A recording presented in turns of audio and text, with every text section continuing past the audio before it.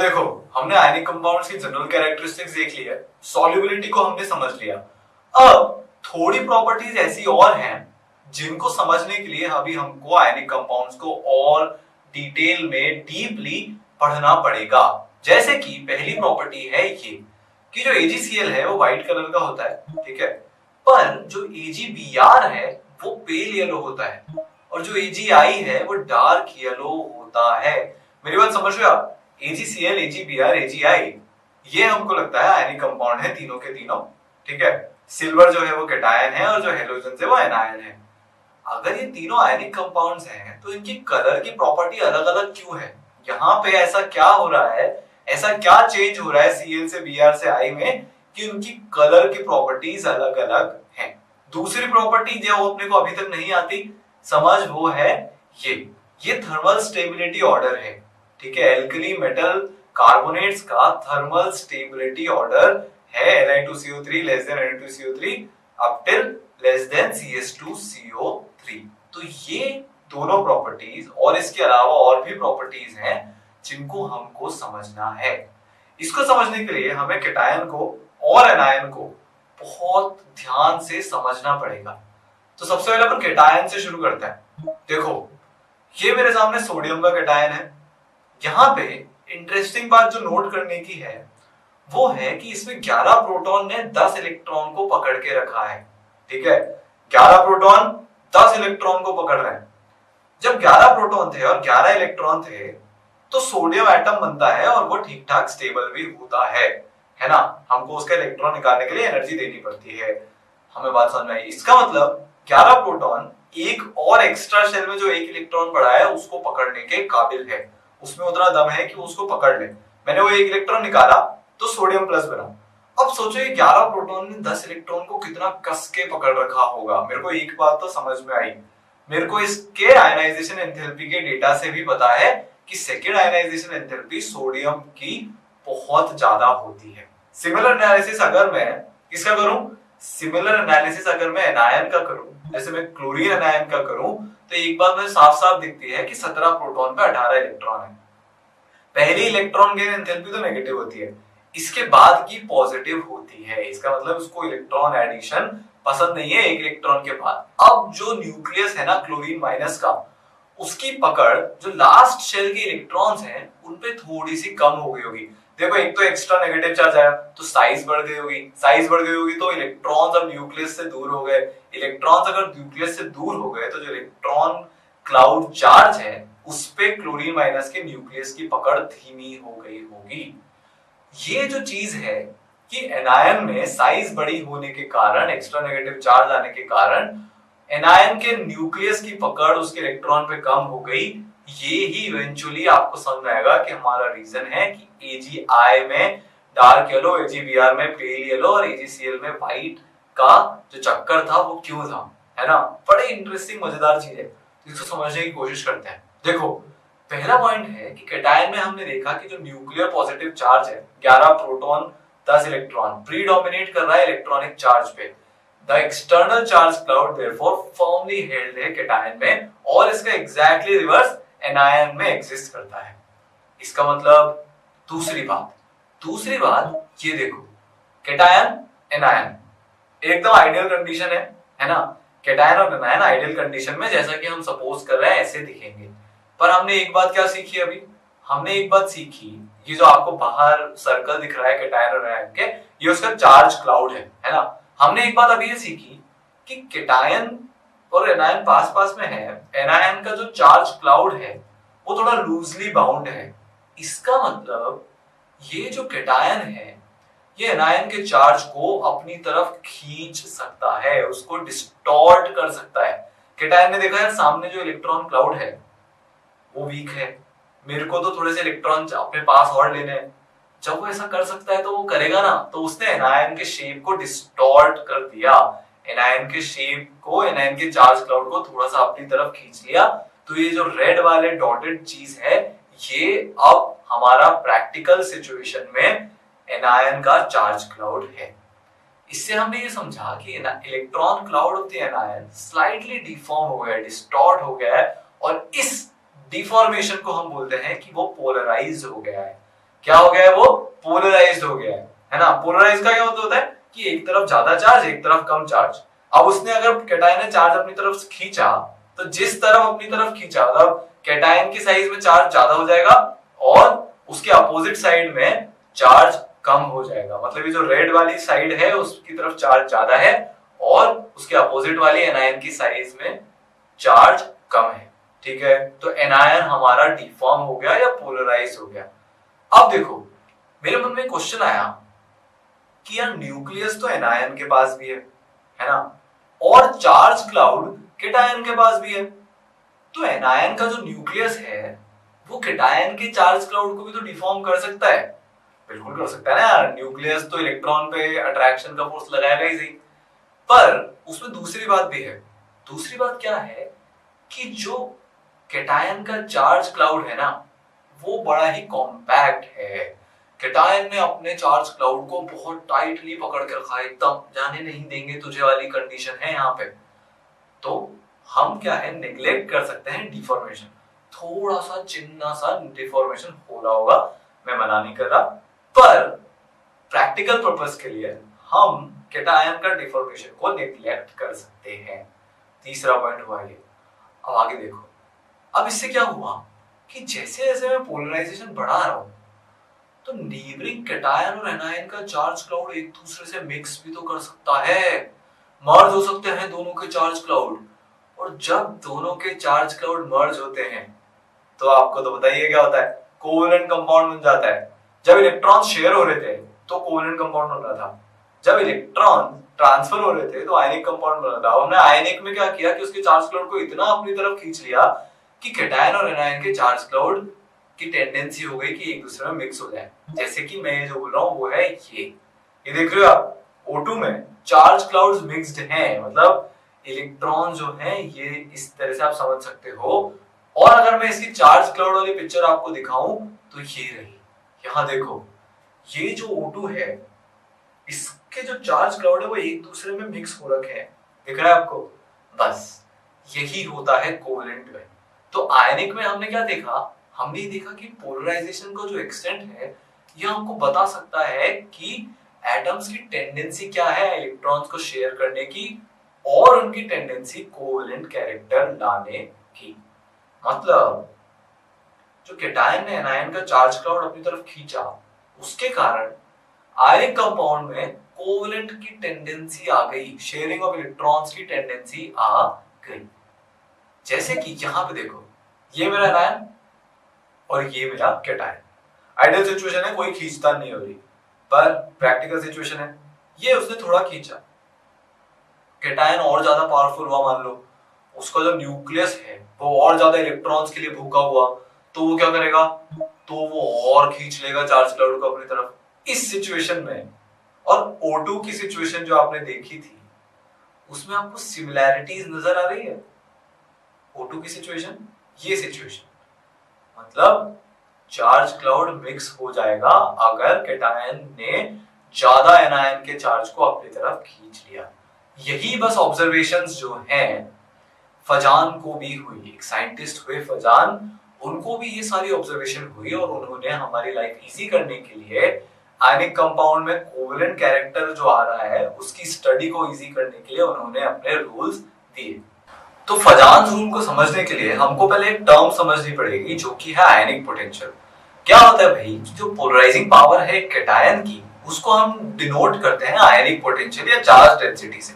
ठीक है, आयनिक potential phi से डिनोट करते हैं आयनिक पोटेंशियल को, PHI, गोला खींचो लाइन बनाओ, is proportional to charge on cation upon size of cation। अच्छा, अब इसमें जो है मेरे को एक कंफ्यूजन रहता है।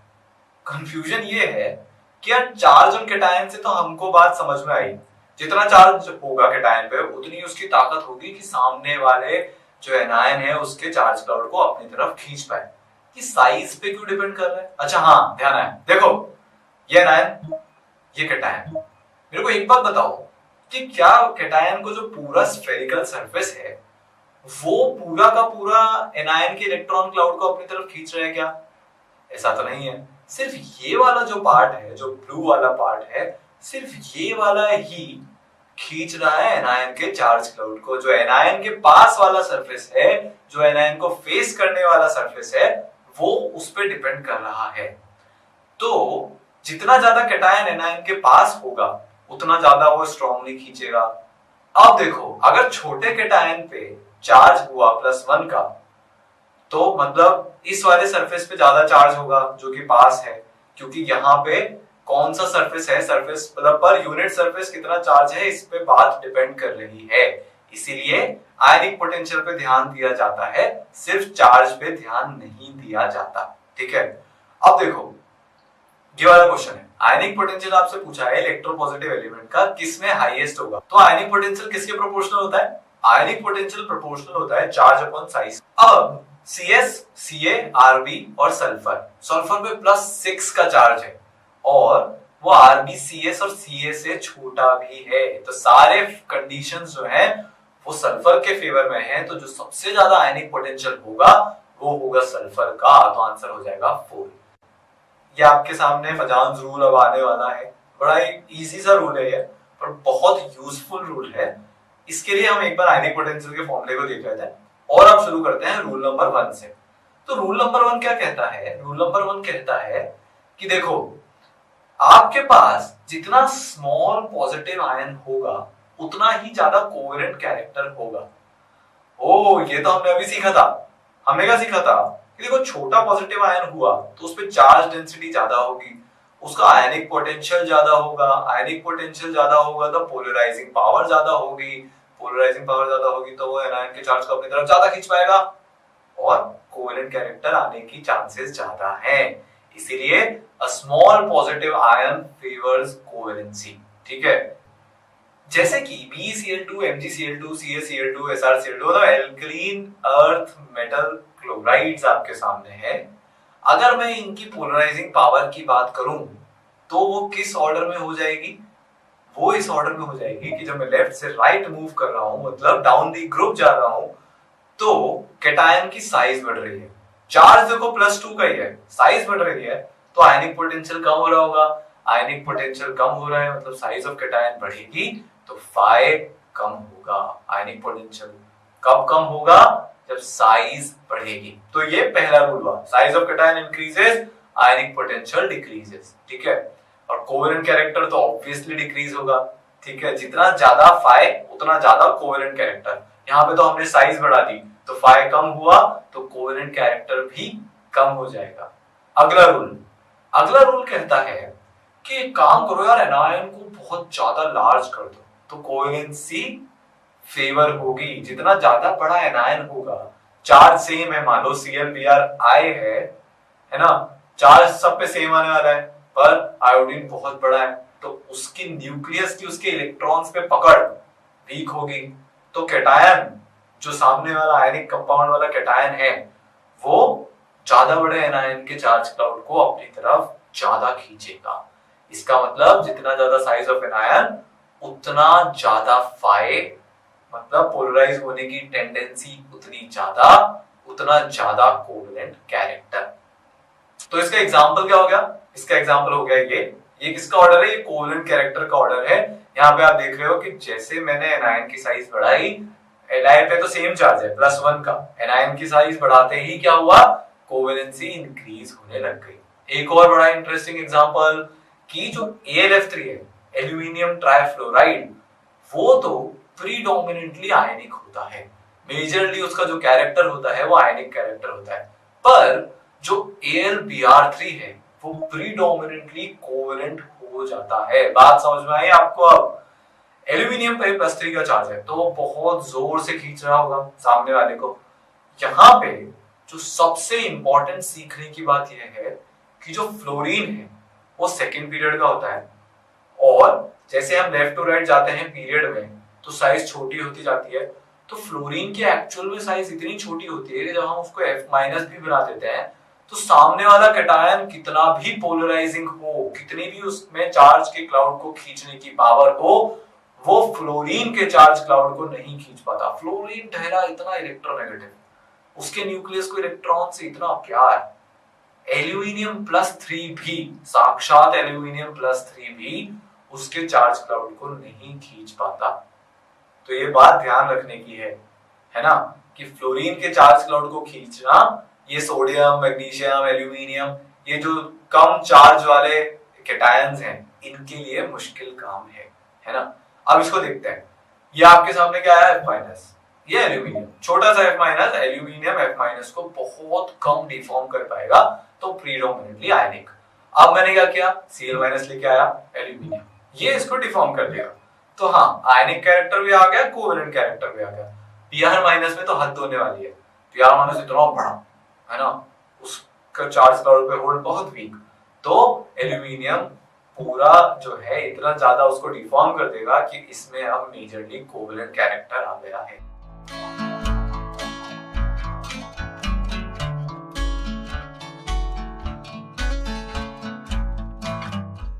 तो इसमें आंसर क्या हो जाएगा, इसका आंसर हो जाएगा Al3। Size of an ion increases, covalent character increases. Next rule 3 बड़ा इंट्यूटिव है कि जितना ज्यादा आयन पे चार्ज होगा उतनी ज्यादा कोवेलेंसी फेवर होगी। कैटायन पे ज्यादा चार्ज हुआ तो उसकी पावर बढ़ जाएगी एनायन के चार्ज क्लाउड को खींचने की। एनायन पे ज्यादा चार्ज हुआ तो इलेक्ट्रॉन्स के बीच में ज्यादा रिपल्शन हो जाएगा, ज्यादा रिपल्शन हो जाएगा तो साइज फिर से बढ़ जाएगी, साइज अगर फिर से बढ़ जाएगी तो कैटायन के लिए चार्ज क्लाउड को खींचना आसान हो जाएगा। बस ये सिंपल सा ही है, जैसे कि AlF3, Al2, Aln, ये इनके कोवेलेंट कैरेक्टर का ऑर्डर है। Aln सबसे ज्यादा कोवेलेंट, AlF3 सबसे कम कोवेलेंट, ठीक है। सिमिलरली यहाँ पे F-, O2-, N3- की बात हो रही है, तो चार्ज ऑन एनायन हम जितना बढ़ाएंगे उतना ज्यादा फाई बढ़ेगा, उतना ज्यादा कोवेलेंट कैरेक्टर बढ़ेगा। तो ये रूल 3 हो गया, है ना। अब आगे बढ़ते हैं। नेक्स्ट जो है ये क्वेश्चन है, CCl4 LiCl से ज्यादा कोवेलेंट है। बड़ा ही सिंपल सा क्वेश्चन है, क्योंकि C पे तो +4 का चार्ज है, Li पे +1 का चार्ज है, तो जो C है वो ज्यादा पोलराइजेशन कर देगा क्लोरीन का, तो इसलिए ज्यादा कोवेलेंट हो जाएगा। तो आंसर हमारा हो गया 1। नेक्स्ट है रूल 4। रूल 4 कहता है कि वो कैटायन जिसमें कि 18 इलेक्ट्रॉन्स है उसके आउटर मोस्ट शेल में, नॉन इनर्ट गैस या pseudo inert gas configuration NH2 NP6 ND10 वाले, जैसे कि जिंक +2, इसका जो फाई है मतलब ग्रेटर पोलराइजेशन पावर होती है इसकी to polarise an anion than a cation जिसमें कि इनर्ट गैस कॉन्फ़िगरेशन है, मतलब NH2 NP6 है। Even if both the cations इनका चार्ज और साइज सेम है तो भी। अच्छा, ये तो आपको आता है ऑलरेडी कि ऐसा क्यों हो रहा है, पूछो क्यों। अरे यार, इलेक्ट्रॉन जो है वो d ऑर्बिटल में गए हैं स्यूडो इनर्ट गैस कॉन्फ़िगरेशन के केस में। अब जो d वाला है ना, उसकी लाइफ में एक प्रॉब्लम है। उसकी लाइफ में प्रॉब्लम ये है कि वो शील्ड नहीं कर पाता। अगर वो न्यूक्लियर चार्ज को शील्ड नहीं कर पा रहा तो सामने वाले एनायन पे न्यूक्लियर चार्ज ज्यादा लगने वाला है, तो उसका पोलराइजेशन ज्यादा हो जाएगा। जैसे कि ये वाला क्वेश्चन आपके सामने है कि CuCl और NaCl में कौन ज्यादा कोवेलेंट है। इसका आंसर है कि CuCl ज्यादा कोवेलेंट है, क्योंकि CO+ and Na+ both the cation, इनका जो है साइज वगैरह सब सेम होता है। एक स्यूडो इनर्ट है Cu+ और एक इनर्ट है Na+, लेकिन Cu+ की पोलराइजिंग पावर Na+ से ज्यादा होगी, क्योंकि इनर्ट की स्यूडो इनर्ट से ज्यादा होती है बिकॉज ऑफ शील्डिंग इफेक्ट, मतलब poor shielding of d electron. तो बस आंसर हमारा हो जाएगा ये। तो CuCl ज्यादा कोवेलेंट है NaCl से। तो ये 4 रूल हो गए हमारे। मैंने यहाँ पे 3 बातें सीखी। पहली बात कि कोई भी कंपाउंड 100% आयनिक तो नहीं हो सकता। कोई कैटायन आके सामने वाले एनायन के चार्ज क्लाउड को थोड़ा सा तो अपनी तरफ खींच ही लेगा, तो 100% आयनिक कंपाउंड मिलना पॉसिबल नहीं है। दूसरी बात कि परसेंटेज आयनिक कैरेक्टर डिपेंड करता है पोलराइजिंग पावर 5 पे। तीसरी बात, परसेंटेज आयनिक कैरेक्टर का जो है वो से होगा कलर और थर्मल स्टेबिलिटी जैसी प्रॉपर्टीज को डिसाइड करने में। बात समझ में आई? हमने शुरू किया था प्रॉपर्टीज को समझने से, उसके लिए हमने फजान रूल को समझा। अब हम रेडी हैं कि हम प्रॉपर्टीज को भी समझ पाए।